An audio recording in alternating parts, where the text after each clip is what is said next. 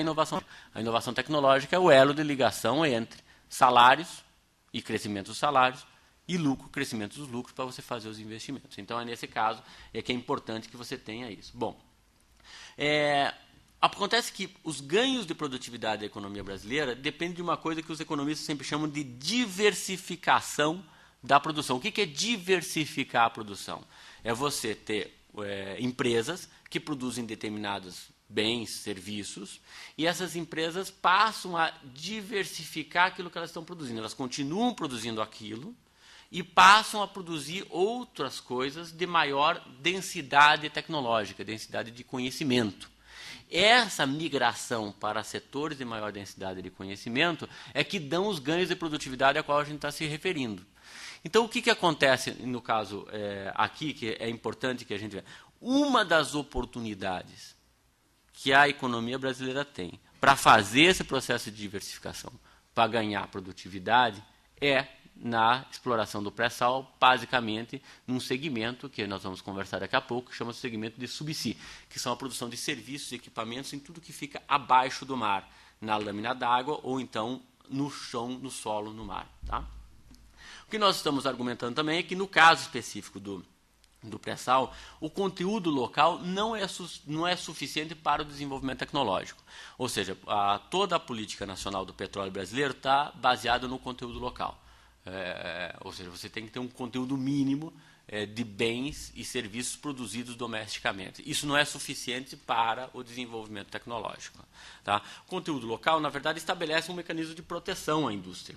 Mas a proteção por si só ela não é suficiente para você impulsionar. A proteção ela cria proteção, mas isso não significa que seja um mecanismo para que você incentive as pessoas a irem para adiante. Então, a ideia de proteção que está por trás do conteúdo local mínimo era a ideia das políticas que foram desenvolvidas nesse país nos anos 30, 40, 50, 60, na época que ficou conhecido como processo de substituição da importação, onde você protegia a economia e criava um mercado cativo, de certa forma, para aquelas empresas que estão produzindo aqui dentro do país. E você atraía, então, empresas de capital multinacional, com os investimentos aqui, o Estado tendo uma participação importante, isso nos anos 30, 40, 50, 60, né? E o capital nacional participando de uma forma pequena dentro desse arranjo. Entendeu? O que nós estamos dizendo é o seguinte, olha, o conteúdo local não é suficiente para o desenvolvimento tecnológico brasileiro. Então, se nós queremos aproveitar as oportunidades do pré-sal, porque as oportunidades do pré-sal vão aumentar os ganhos de produtividade, os ganhos de produtividade vão fazer com que a gente continue os processos de distribuição de renda, nós temos que levar em conta que não é suficiente você ter, então, uma política de conteúdo local mínimo. Você precisaria ter alguma outra coisa.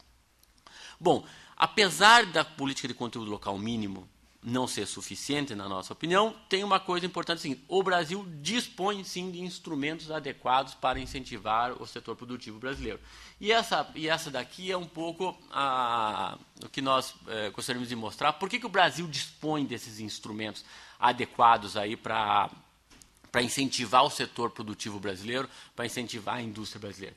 Isso daqui, nós pegamos todas as empresas que são essas empresas aqui, são empresas que são responsáveis por 90% da pesquisa e desenvolvimento no caso brasileiro. São 741 empresas que investem em mais de 90% de tudo aquilo que é investido em pesquisa e desenvolvimento na economia brasileira.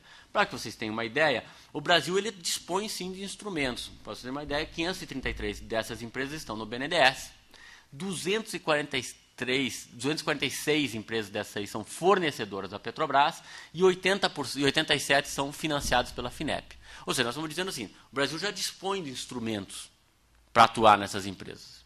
Tá? Nós já sabemos onde que elas estão, quem são elas, não é os instrumentos estão aí. Aqui é um outro exemplo de slide mostrando que esses instrumentos eles não são apenas do ponto de vista do financiamento, mas eles estão também do ponto de vista da articulação de universidade e empresa e do financiamento à pesquisa e desenvolvimento. Aqui nós mapeamos o que a gente está chamando de Sistema MCT, FINEP, CNPq, no que a gente chama de núcleo da indústria brasileira. O que é a ideia do núcleo da indústria brasileira? Núcleo da indústria brasileira é o que a gente está defendendo, a ideia, a tese que nós estamos defendendo, de que existe um conjunto de empresas, que são aproximadamente 1.714 empresas, que têm capacidade de geração endógena de tecnologia na economia brasileira, que são as empresas líderes dentro do seu setor, e as empresas emergentes, ou seja, empresas que têm grande potencial de puxar a cadeia produtiva brasileira. Quem puxa a cadeia produtiva brasileira, no nosso caso aqui, são as chamadas empresas que participam desse núcleo da indústria brasileira. E quando nós mapeamos esse núcleo, nós identificamos o seguinte: olha, vamos ver até que ponto os recursos do FNDCT chegam a essas empresas.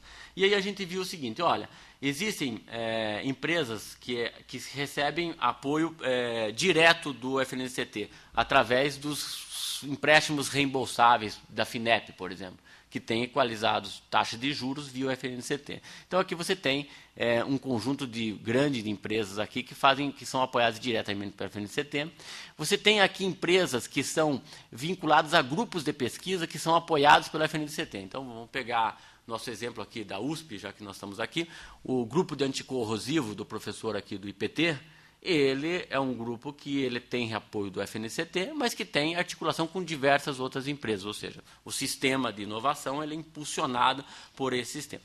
Nesse núcleo da indústria brasileira, nessas 1.714, 380 são multinacionais, 399 são fornecedoras da Petrobras e 1.123 têm aportes financeiros do BNDES também. Então essa é um pouco a ideia. A ideia é que esses dois slides é mostrar assim para vocês. Olha, se daqui para diante as políticas públicas têm que ser mais seletivas. Se nessa seletividade a ideia de atuar no petróleo é uma ideia que vai estar presente. O Brasil dispõe de instrumentos? Sim, dispõe. Os instrumentos estão aí. As instituições e os recursos necessários para atuar nisso têm. Então, na verdade, o Brasil sabe como fazer. Essa que é um pouco a historinha. Aqui um pouco para caracterizar vocês, para dizer o seguinte: olha, quão importantes são os fornecedores da Petrobras na economia brasileira? Que essa é uma coisa que as pessoas ficam pensando, bom, não sei quanto que representa essa cadeia. Geralmente as pessoas medem isso assim: a cadeia do petróleo representa X% do PIB. Essas contas existem inúmeras por aí. Mas nós fizemos uma coisa diferente aqui para trazer aqui, que é uma ideia seguinte: olha, nós mapeamos as empresas que têm 30 ou mais pessoas ocupadas. Identificamos os fornecedores e não fornecedores da Petrobras. O que chamou a atenção no primeiro slide que a gente observou aqui é o seguinte: se nós pegarmos o número de engenheiros que tem carteira assinada na economia brasileira, nós vamos observar que 40% delas estão empregados em empresas que são fornecedores da Petrobras. Então, para vocês terem uma ideia, assim, 40% de todos os engenheiros desse país que têm carteira assinada, registro na RAIS, estão empregados em empresas que são fornecedoras da Petrobras. Nós não estamos dizendo que eles estão trabalhando exclusivamente para a Petrobras. Nós estamos dizendo o seguinte: olha, eles estão empregados na empresa que tem um contrato com a Petrobras. Então esse é um número importante para vocês terem uma ideia. Número de pesquisadores também, mais ou menos em torno de uns 39%, 40%, 38%. Né?